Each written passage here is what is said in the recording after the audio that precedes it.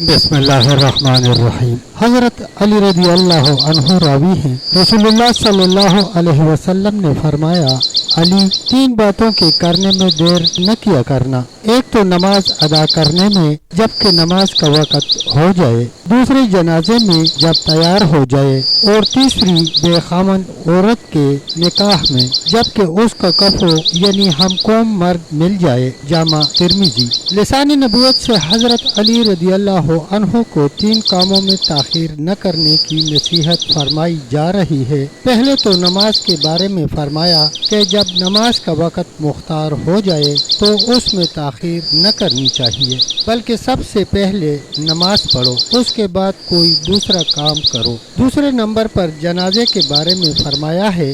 کہ جس وقت جنازہ تیار ہو جائے تو اس کی نماز اور تدفین میں قطعاً تاخیر نہ کرنی چاہیے۔ تیسری چیز آپ صلی اللہ علیہ وسلم نے یہ فرمائی کہ بے خاوند عورت کا کفو یعنی ہم قوم مرد جب بھی مل جائے اس کے نکاح میں تاخیر نہ کرنی چاہیے۔ ایم بے خاوند عورت کو کہتے ہیں، خواہ وہ کنواری ہو یا مطلقہ بیوہ ہو، مگر علامہ طیبی رحمۃ اللہ علیہ فرماتے ہیں کہ ایم اس کو فرماتے ہیں جس کا زوج یعنی جوڑا نہ ہو، خواہ وہ مرد ہو یا عورت، اور عورت خواہ طیبہ ہو یا باکرہ۔ کفو کا مطلب یہ ہے کہ مرد ان جملہ اوصاف میں عورت کے ہم پلہ اور برابر ہو، یعنی نسب میں، اسلام میں، حریت، دیانت، مال، پیشہ، اور اس موقع پر حدیث کی مناسبت سے ایک تکلیف دہ صورتحال کی طرف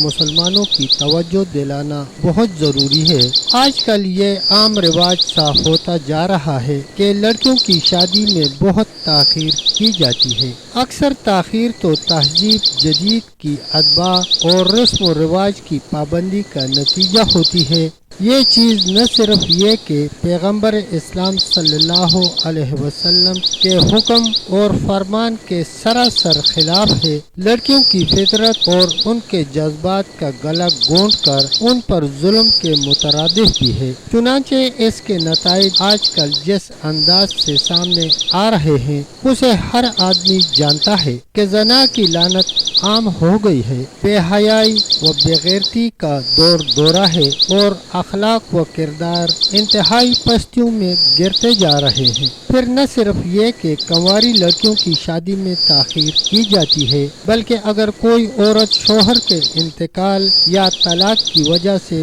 بیوہ ہو جاتی ہے تو اس کے دوبارہ نکاح کو انتہائی معیوب سمجھا جاتا ہے۔ اس طرح اس بیچاری کے تمام جذبات و خواہشات کو فنا کے گھاٹ اتار کر پوری زندگی کو حرمان و یاس، رنج و عالم اور حسرت و بے کیفی کی بین چڑھا دیا جاتا ہے۔ یہ تو تقریباً سب ہی جانتے ہیں کہ تمام اہل سنت والجماعت کا متفقہ طور پر یہ عقیدہ ہے کہ جو آدمی کسی معمولی سنت کا بھی انکار کرے یا اس کی تحقیر کرے تو وہ کافر ہو جاتا ہے، اور یہ سبھی لوگ جانتے ہیں کہ عورت کا نکاح کرنا پیغمبر اسلام صلی اللہ علیہ وسلم کی وہ عظیم اور مشہور سنت ہے جس کی تاکید بے شمار احادیث سے ثابت ہے۔ لیکن افسوس ہے کہ مسلمان جو اسلام کا دعویٰ کرتے ہیں اور رسول اللہ صلی اللہ علیہ وسلم کی ذات اقدس سے محبت کا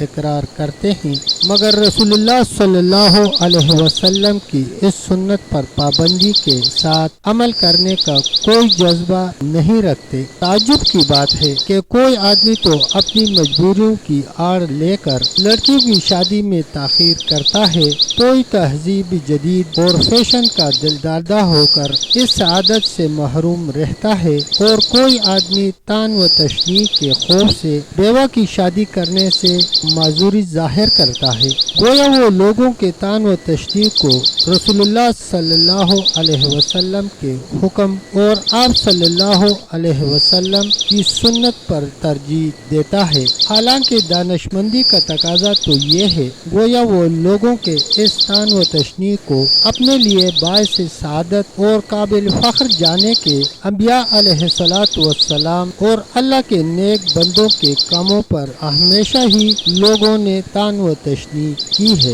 مگر ان لوگوں نے اللہ کے حکم کی اطاعت و فرمان برداری اور نیک کاموں میں کبھی کوتاہی یا قصور نہیں کیا۔ تب تک دوستو اتنا ہی، ملتے ہیں انشاءاللہ ایک نئی ویڈیو کے ساتھ، تب تک کے لیے اللہ حافظ، اللہ نگہبان۔